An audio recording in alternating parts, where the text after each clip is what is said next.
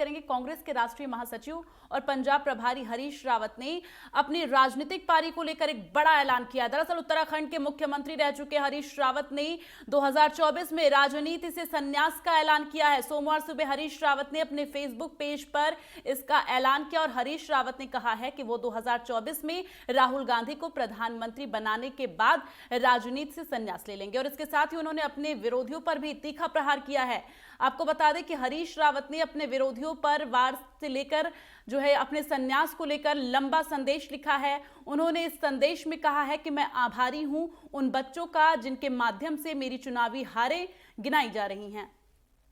तो इनमें से कुछ योद्धा जो आरएसएस की क्लास में सीखे और हुनर लिए मुझ पर आजमा रहे हैं वो हुनर, और इसके साथ ही वो इस समय जन्म ले रहे थे। कुछ पुराने चकल्लस बाज हैं जो कभी चुनाव ही नहीं लड़े और जिनके वार्ड से भी कभी कांग्रेस जीती ही नहीं है, वो मुझे ये स्मरण करा रहे हैं कि मेरे नेतृत्व में कांग्रेस 70 की विधानसभा में 11 पर क्यों आ गई। राहुल जी हमारे विपक्ष के इस समय सबसे बड़े नेता है और यकीनन मुझ जैसे कुछ लोग हैं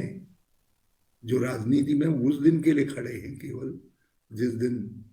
राहुल गांधी जी देश की बागडोर संभाले, जिस दिन संवैधानिक लोकतंत्र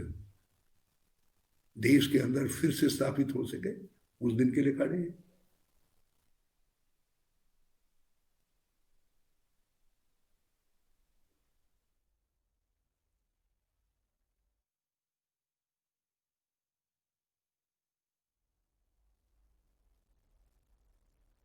तो ज्यादा बातचीत के लिए गणेश गोदियाल वरिष्ठ कांग्रेस नेता हैं, हमारे साथ जुड़ रहे हैं। नेटवर्क 10 में आपका बहुत बहुत स्वागत है सर। लेकिन सबसे पहले आपसे जानना चाहेंगे, जिस तरह से कांग्रेस में अंतर्कलह देखा जा रहा है, सबसे पहले आपकी एक छोटी सी टिप्पणी चाहेंगे, आप क्या कहना चाहेंगे? आपका धन्यवाद मुझे ये मौका देने के लिए कि मैं अपनी बात को यहाँ पर रख सकूं। आपने जो कहा कि अंतर्कलह, मुझे लगता है कि ऐसी कोई बात है नहीं कि जिसको कि अंतर्कलह के रूप में हम चिन्हित कर सकें, ऐसी कोई बात नहीं है। ठीक है, आपस के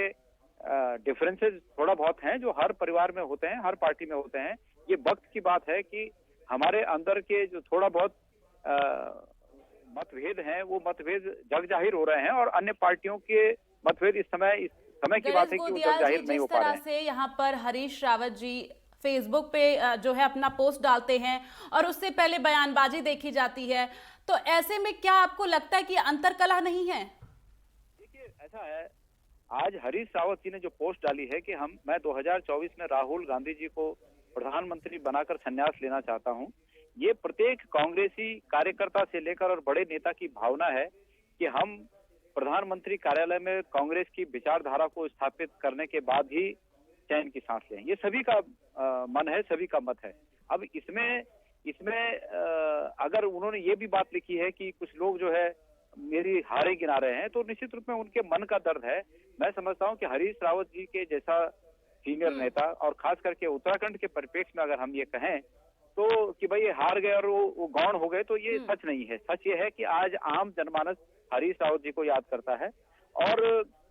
बाकी हारें गिनाने के लिए तो ऐसा है कि गोदियाल जी आपसे एक बात और जानना चाहेंगे, जिस तरह से यहाँ पर हरीश रावत जी ने फेसबुक पे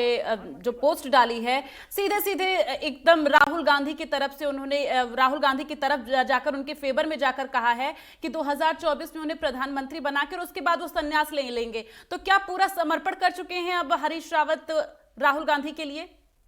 नहीं, इसमें समर्पण का प्रश्न नहीं उठता है, ये उनकी भावना है और ये आम कांग्रेसी की भावना है। मैंने कहा ना कि एक आम कांग्रेसी कार्यकर्ता भी ये चाहता है कि हम प्रधानमंत्री कार्यालय में, पीएमओ में कांग्रेस की विचारधारा को प्रतिष्ठित करने का काम करें, कांग्रेस की विचारधारा को स्थापित करने का काम करें और उसमें कोई भी कांग्रेसी, राहुल गांधी प्रधानमंत्री बन सकते हैं या कोई दूसरा कांग्रेसी प्रधानमंत्री बन सकता है, लेकिन कांग्रेस की फिलहाल यहाँ पर गणेश गोदियाल जी चुनौती ये है, 2024 तो अभी बाद में आएगा, पहले 2022 के लिए चुनौतियां जो हैं उनको पार करना बेहद जरूरी है, क्योंकि 2022 में जो विधानसभा चुनाव होगा उत्तराखंड में, उसके लिए पार्टी को पहले खुद मजबूत होना होगा, उसके बाद जो है यहाँ पर प्रधानमंत्री के लिए दावेदारी करेंगे।